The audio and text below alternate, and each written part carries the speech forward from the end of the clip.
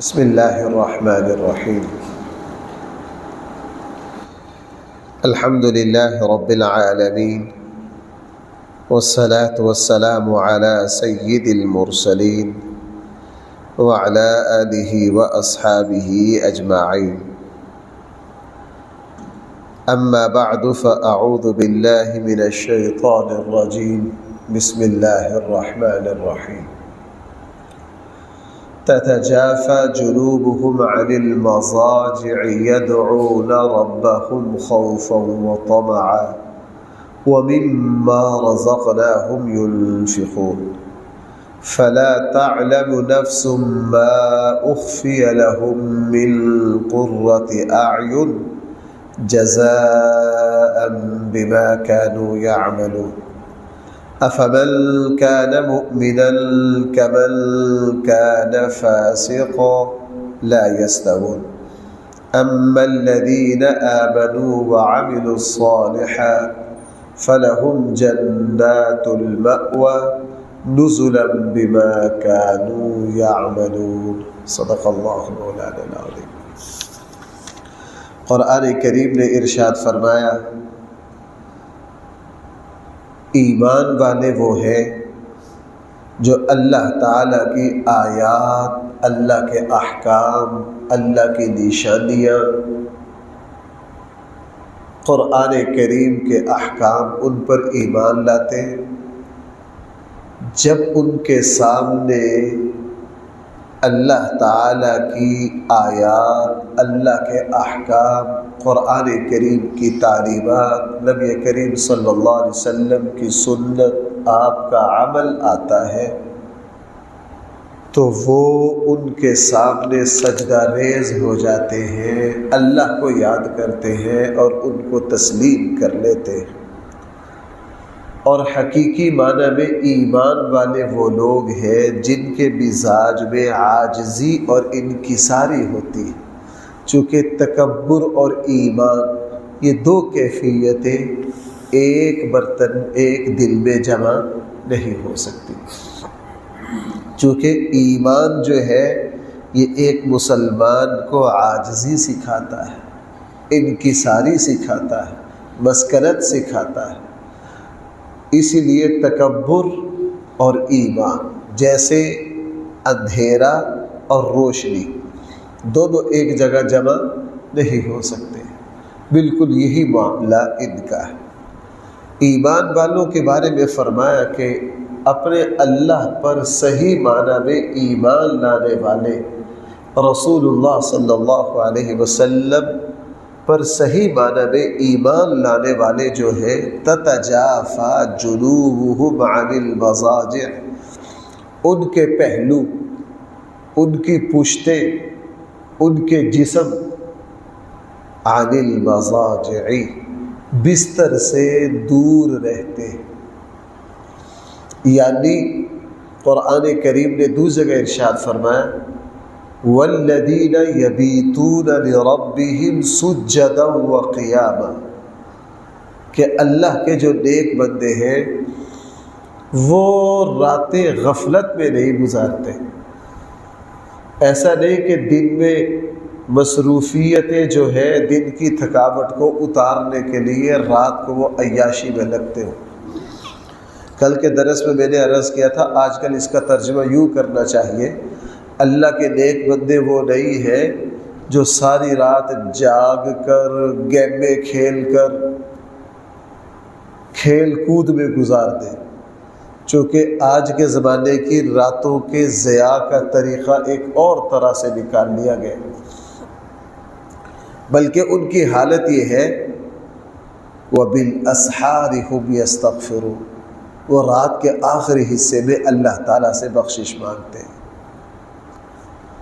اور کل کے درس میں نے یہ حضرت عثمان غنی رضی اللہ عنہ نے جو حضور علیہ السلام کا ارشاد ہم تک پہنچایا، اور بھائی وہ خصوصاً آپ جیسے مجھ جیسے ٹوٹے پھوٹے لوگ الحمدللہ اللہ عشاء اور فجر کی نماز کی توفیق تو دے ہی دیتے۔ حضرت عثمان غنی رضی اللہ عنہ مغرب کے بعد مسجد میں داخل ہوئے۔ بھائی کب؟ مغرب کے فوراً بعد عشاء کے انتظار میں بیٹھے ہوئے تھے۔ حضرت عبد الرحمن بن عمر رحمہ اللہ تابعی ہے، وہ فرماتے میں بھی جا کے حضرت عثمان غنی کے پاس بیٹھ گیا۔ حضرت عثمان غنی نے مجھ سے فرمایا اے بھتیجے، میں نے رسول اللہ صلی اللہ علیہ وسلم کا یہ ارشاد حضور سے سنا ہے، اللہ کے حبیب سے میں نے یہ بات سنی ہے کہ جو مسلمان عشاء کی نماز جماعت سے پڑھ لیتا ہے وہ آدھی رات اللہ کو یاد کرنے والا شمار ہوتا ہے۔ اور فرمایا بھتیجے، جو فجر کی نماز جماعت سے پڑھ لیتا ہے وہ پوری رات اللہ کو یاد کرنے والا شمار ہوتا ہے۔ علماء نے لکھا کہ جو مسلمان عشاء اور فجر کی نماز جماعت سے پڑھ لے وہ رات کو اپنے اللہ کو یاد کرنے والا شمار ہوگا۔ والذین یبیتون لربہم سجدا وقیاما کا مصداق بن جائے گا۔ اس لیے فرمایا تتجافی جنوبہم عن المضاجع کہ اللہ کے نیک بندے وہ ہیں وہ غافلوں کی طرح سوئے نہیں رہتے، بلکہ رات کو ان کی کوشش ہوتی ہے تہجد کی نماز پڑھ لے، اللہ کو یاد کر لے، ذکر و اذکار کرے۔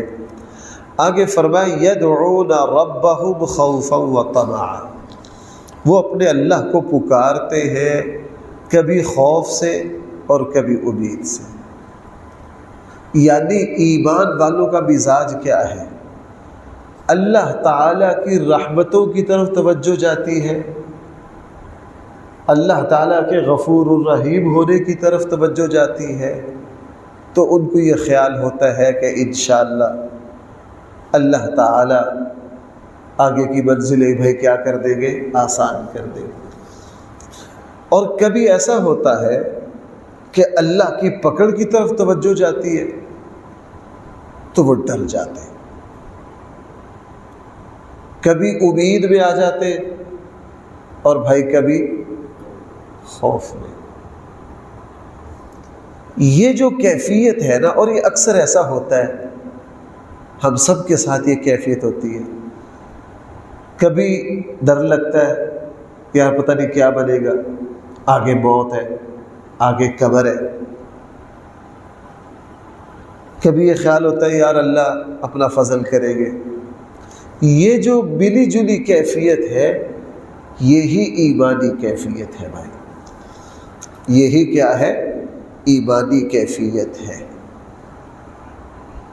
جیسے وہ مشہور حدیث ہے کہ ایمان جو ہے وہ خوف اور امید کے درمیان ہے۔ اگر امید ہی امید انسان پال لے تو پھر یہ جو ہمارے پیروں والا حال ہے نا، پھر یہ حال ہو جائے گا کہ آپ کو کچھ بھی کرنے کی ضرورت نہیں، آپ کو کچھ بھی کرنے کی ضرورت نہیں ہے، بس آپ کے پیر صاحب نے سارے مریدین کے لیے جنت کی ٹکٹیں لے کر رکھی ہوئی ہیں، وہ آپ کی قبر میں بھی پہنچ جائیں گے، آپ کے حشر میں بھی پہنچ جائیں گے، کچھ کرنے کی ضرورت ہی نہیں ہے۔ میں مسجد نبوی میں عصر کے بعد ایک جگہ بیٹھا ہوا تھا، دو صاحب آپس میں گفتگو کر رہے تھے، میں تو ان کی گفتگو میں شریک نہیں ہوا، وہ باتیں کر رہے تھے، میں اپنا بیٹھا۔ وہ کہہ رہے تھے سرکار دا جڑا عاشق ہے، سرکار کا جو عاشق ہے اس کے لیے کوئی پریشانی نہیں۔ دوسرا کہہ رہا تھا جی جو سرکار کے عاشقین ہیں ان کے لیے قبر میں بھی کوئی سوال نہیں۔ میں نے کہا ان سے پوچھو یہ جو قبر کے 3 سوال ہیں یہ کافروں سے ہونے ہیں، کوئی مسلمانوں سے بھی ہونے ہیں کہ نہیں؟ وہ پتہ نہیں چلتے چلتے چلتے میں نے کہا یہ ہے بے لگام امید، بے تک کی امید جو انسان کو عمل سے کیا کر دے؟ غافل کر دے۔ اور اگر خوف کی طرف زیادہ بھاگے خوف کی طرف زیادہ بھاگے تو بھائی پھر انسان بالکل مایوس ہو جاتا ہے، ٹوٹ جاتا ہے، اس کے اوپر طبیعت اور خوف، اس کی طبیعت پر خوف آ جاتا ہے۔ اس لیے ہم نے دونوں کیفیتوں کو ملا جلا رکھنا۔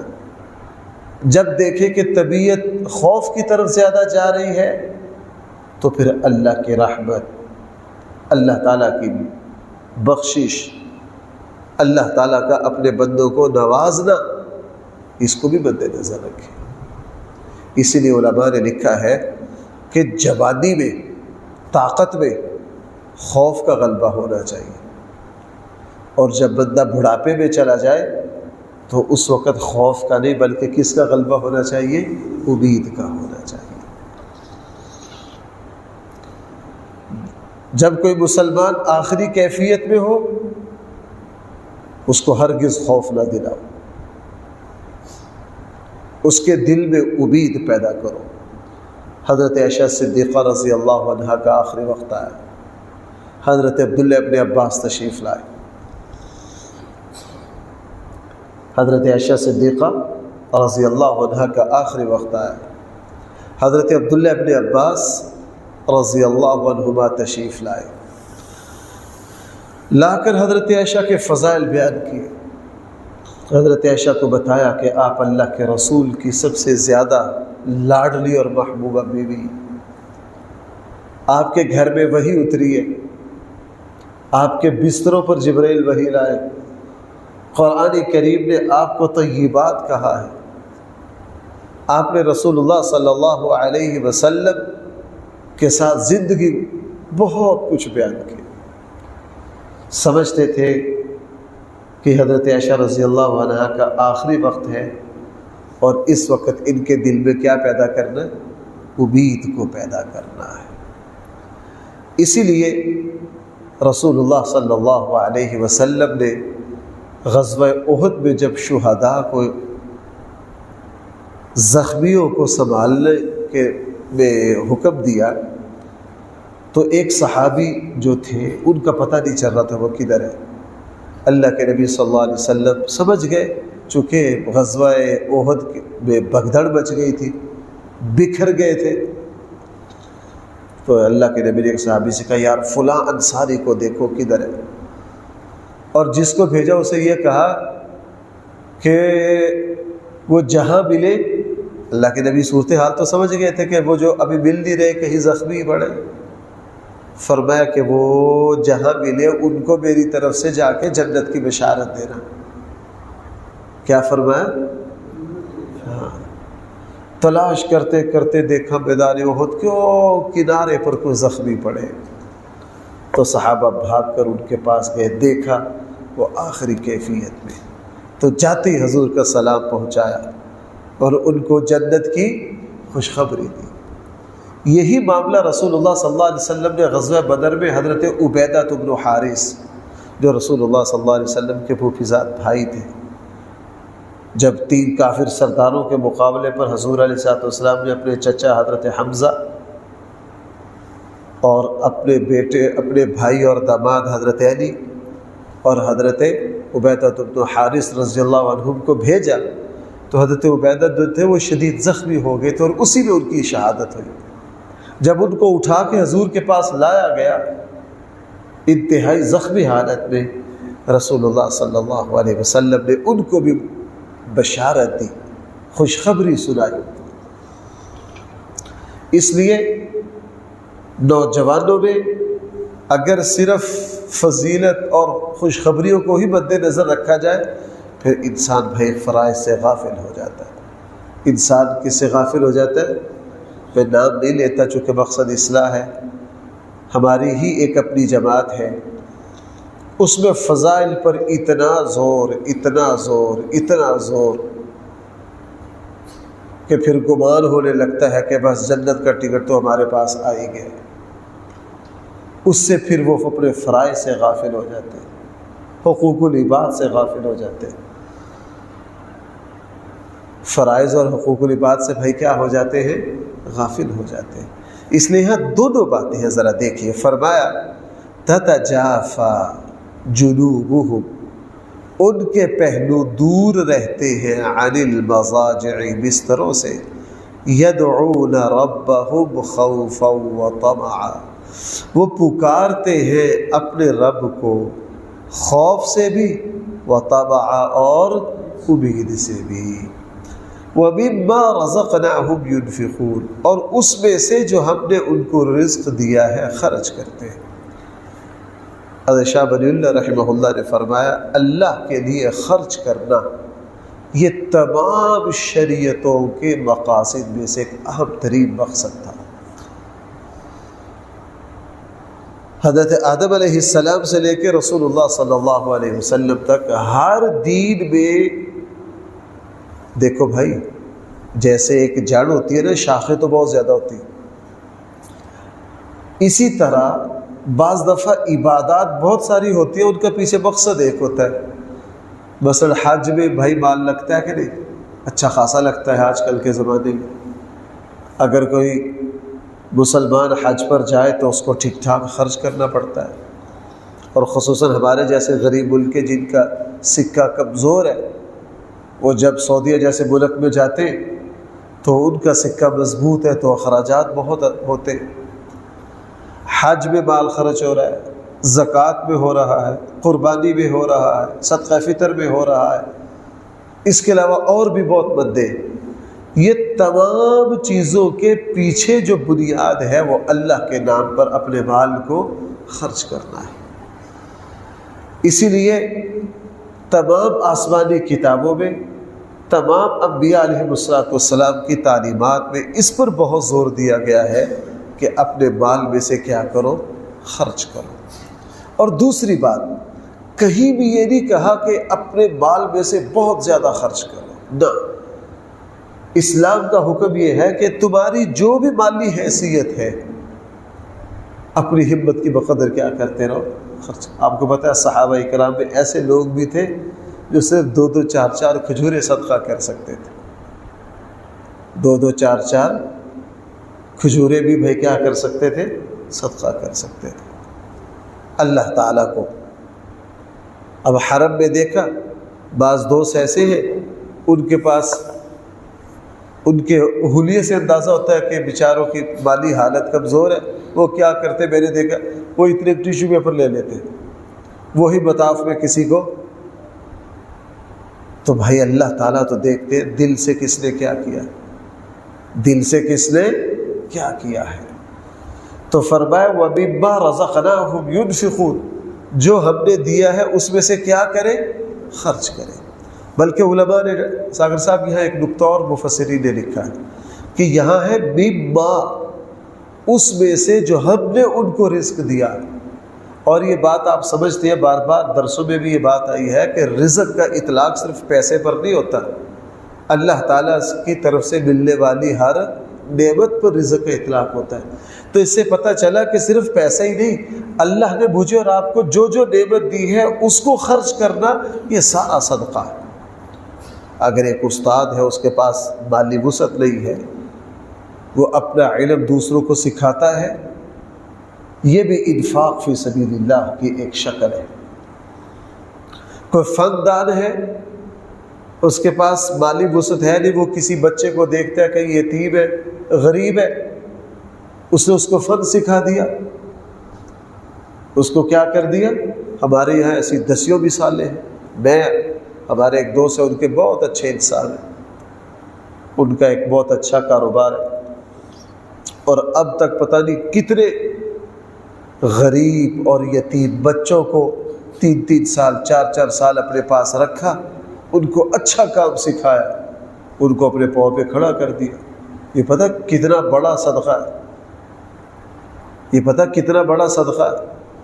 میں نے ان سے پوچھا کہ ماشاءاللہ آپ کے اندر یہ خوبی ہے، یہ کہاں سے سیکھی؟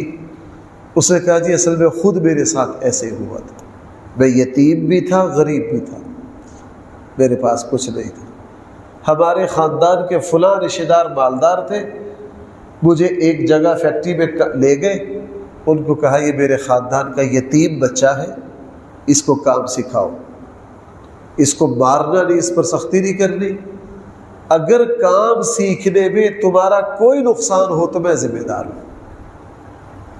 کہنے لگا وہ مجھے ایک جگہ لے گئے اور جہاں مجھے انہوں نے داخل کرایا وہ بھی اچھے لوگ تھے، انہوں نے 3 سال مجھے خوب کام سکھایا، مجھے اچھی طرح کام سکھایا، اور کہنے لگے اس کے بعد الحمدللہ آج ان کو پتہ نہیں 50 سال ہو گئے، کتنے سال ہو گئے، اپنا اچھا کام کرتے۔ کہنے لگے چونکہ میں یتیم بھی تھا، غریب بھی تھا، مجھے اپنے خاندان کے ایک بزرگ نے اس طرح کام سیکھنے پر لگایا، تو میری تب کوشش تھی کہ زندگی میں زیادہ نہیں کو 10-15 تو ایسے یتیم اور غریب بچوں کو فن سکھا کے جاؤں جس طرح مجھے سکھایا گیا۔ اب ان کے لیے یہی بھائی کیا ہے، انفاق فی سبیل اللہ ہے۔ اس لیے قرآن نے فرمایا وَمِمَّا رَزَقْنَاهُمْ يُنْفِقُونَ، جو کچھ ہم نے ان کو دیا ہے اس میں سے بھائی کیا کرتے ہیں، خرچ کرتے ہیں۔ فَلَا تَعْلَمُ نَفْسٌ مَّا أُخْفِيَ لَهُم مِّن قُرَّةِ أَعْيُنٍ، پس نہیں جان سکتا کوئی انسان، کوئی مسلمان، ما اخفی لہم، کہ کیا کچھ چھپا دیا گیا ہے اس کی آنکھوں کی ٹھنڈک کا سامان، جزاء بما کانوا یعملون، یہ بدلہ ہوگا ان عملوں کا جو ایمان والے کر کے آئیں گے۔ قرآن کریم نے کیا ہے، اس آیت بڑی پیاری بات ارشاد فرمایا یہ جو ایمان والے ہیں یہ دنیا میں رات کو اٹھتے ہیں، اندھیرے میں جاتے ہیں، جیسے ماشاءاللہ آپ سارے حضرات دور دور سے فجر کی نماز پڑھنے آتے ہیں، یہ اللہ کی خاص توفیق کے بغیر ممکن نہیں ہے۔ فرمایا کہ ایسے ایمان والوں کے لیے اللہ تعالیٰ نے مرنے کے بعد جنت میں، قبر میں، برزخ میں، محشر میں ان کی آنکھوں کی ٹھنڈک کا ایسا سامان چھپا رکھا ہے جس کو کوئی جان نہیں سکتا۔ اور اس آیت کی بہترین تفسیر وہ ہے جو ہمارے آقا صلی اللہ علیہ وسلم نے فرمایا، اللہ تعالیٰ نے ایمان والوں کے لیے ایسی نعمتیں پیدا کر رکھی ہیں جن تک کسی کا خیال اور تصور جا نہیں سکتا۔ آپ نے فرمایا کسی آنکھ نے دیکھا نہیں اور کسی کان نے سنا نہیں، کسی کا تصور وہاں تک پہنچ نہیں سکتا۔ اللہ تعالیٰ نے اپنے بندوں کو ایسے انعامات سے نوازیں گے، ان کو ایسی نعمتیں عطا کریں گے۔ قرآن نے یہاں فرمایا فَلَا تَعْلَمُ نَفْسٌ مَّا أُخْفِيَ لَهُم مِّن قُرَّةِ أَعْيُنٍ، ہم نے ان لوگوں کی آنکھوں کو ٹھنڈا کرنے کے لیے، ان کے دلوں کو سکون پہنچانے کے لیے، ان لوگوں کو نوازنے کے لیے ایسا کچھ پیدا کر رکھا ہے جس کو کوئی جان ہی نہیں سکتا، جس کو کوئی جان ہی نہیں سکتا۔ اللہ تعالیٰ وہاں ایسا سکون، ایسا قرار، اپنی رحمت کا ایسا ذائقہ اور اپنی رحمت کے ایسے مظاہر اکثر یہاں بھی میں نے کئی مرتبہ آپ سے عرض کیا ہے کہ اللہ تعالیٰ ایک طرح کی خدائی عطا کر دیں۔ قرآن کریم نے ایک جملہ ارشاد فرمایا وَلَكُمْ فِيهَا مَا تَشْتَهِيهِ الْأَنفُسُ وَلَكُمْ فِيهَا مَا تَدَّعُونَ، وہاں جو تم چاہو گے، وہاں جو تم چاہو گے۔ یہاں لوگ پتہ نہیں کیا کچھ اکٹھا کر لیتے۔ میں نے ایک عرب حکمرانوں میں سے ایک کے بارے میں ایک مضمون پڑھا تھا کہ جی اس کے پاس سونے کی گاڑیاں، یعنی کہ جی 3 اس نے اپنی پسند کی کاریں تو ایسی بنوائی ہیں جن کی باڈی سونے کی ہے، جن کی باڈی کیا ہے، سونے کی۔ اور یہ بالکل صحیح بات ہے، سارا کچھ کر لیا، پتہ نہیں کیا کچھ ہے۔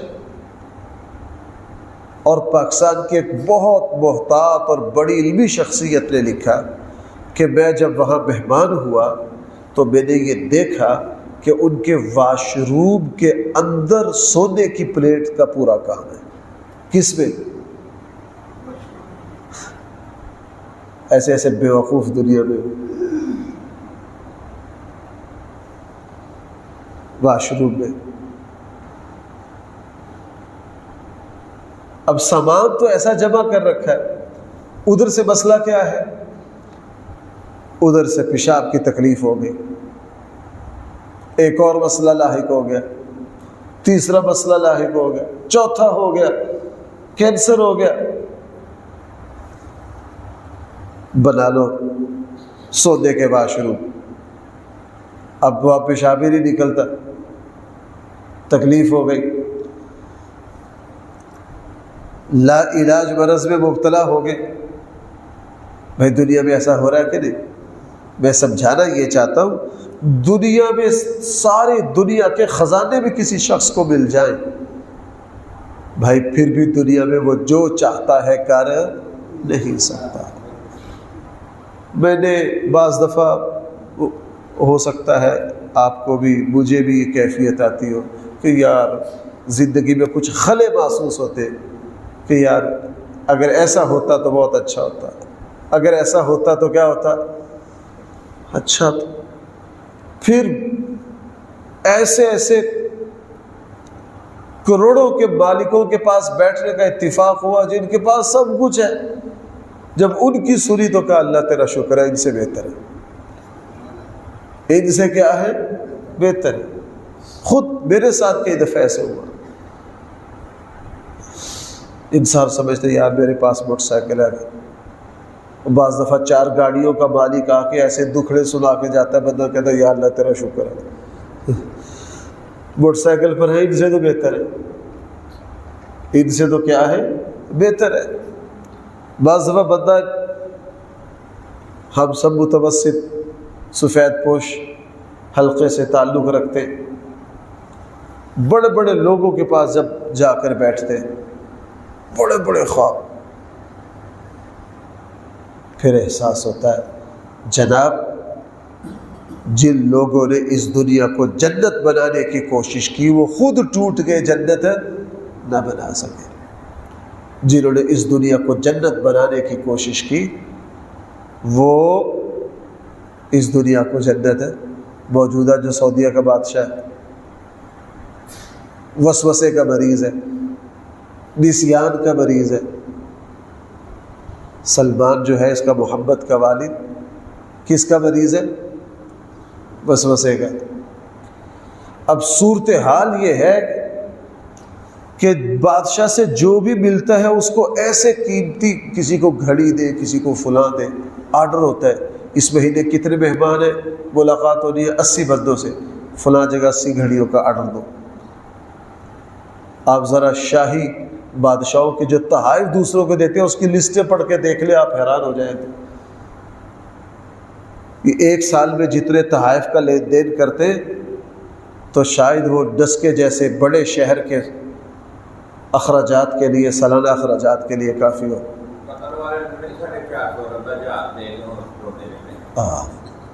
یہ ہے، لیکن ادھر سے مسائل کیا ہیں؟ نسیان کے شکار ہیں، فلاں مرض لگ گیا۔ یہ وہ لوگ ہیں جنہوں نے دنیا کو جنت بنانے کی کوشش کی، لیکن جنت ہاں فرمایا اللہ تعالیٰ نے جہاں ہم جنت بنائیں گے وَلَكُمْ فِيهَا مَا تَشْتَهِيهِ الْأَنفُسُ وَلَكُمْ فِيهَا مَا تَدَّعُونَ، ہماری جنت دیکھو، وہاں تمہیں آنکھوں کی ٹھنڈک، دل کا سکون ایسا نصیب کریں گے۔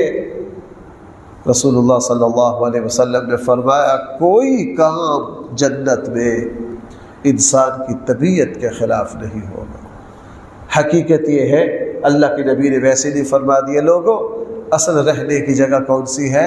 جنت ہے۔ یہاں بھی قرآن جنت المأویٰ کے لفظ بول رہا ہے، بار بار قرآن کریم یہ تعبیر اختیار کرے گا۔ اس نے فرمایا فلا تعلم نفس، کوئی انسان جان ہی نہیں سکتا ما اخفی لهم من قرۃ اعین، کہ اس کی آنکھوں کی ٹھنڈک کا کیا کیا سامان چھپا دیا گیا۔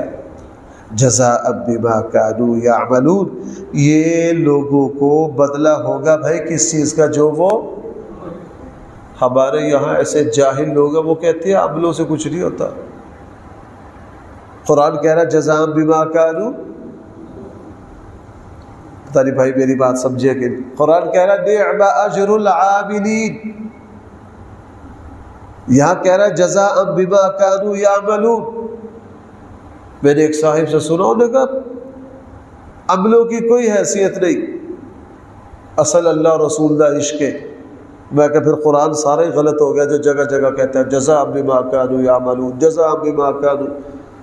قرآن تو جگہ جگہ کیا کہتا ہے؟ یہ کس چیز کا بدلہ ہوگا؟ عمل کا بدلہ ہوگا۔ ہاں اگلا سبق بھی یاد رکھنا چاہیے، وہ صحیح حدیث ہے کہ ہم عمل کرتے ہیں، اپنے عمل پر بھروسہ نہیں کرتے، چونکہ وہاں جو کچھ ملے گا اللہ کے فضل سے ملے گا۔ کس سے ملے گا؟ اللہ کے فضل سے ملے گا، اللہ کے فضل سے ملے گا۔ لیکن جو اللہ اپنے فضل سے دے گا، اس نے یہ کہہ دیا کہ عمل سے نہ غافل ہونا، عمل سے نہ غافل ہونا۔ اللہ تعالیٰ مجھے اور آپ کو صحیح سمجھ عطا فرمائے۔ الحمدللہ رب العالمین، والصلاة والسلام على سید المرسلین وعلى آلہ واصحابہ اجمعین۔ ربنا آتنا فی الدنیا حسنہ وفي الآخرة حسنة وقنا عذاب النار۔ صلی اللہ تعالی علی خیر خلقہ سیدنا و مولانا محمد وآلہ وصحبہ اجمعین برحمتک یا ارحم الراحمین۔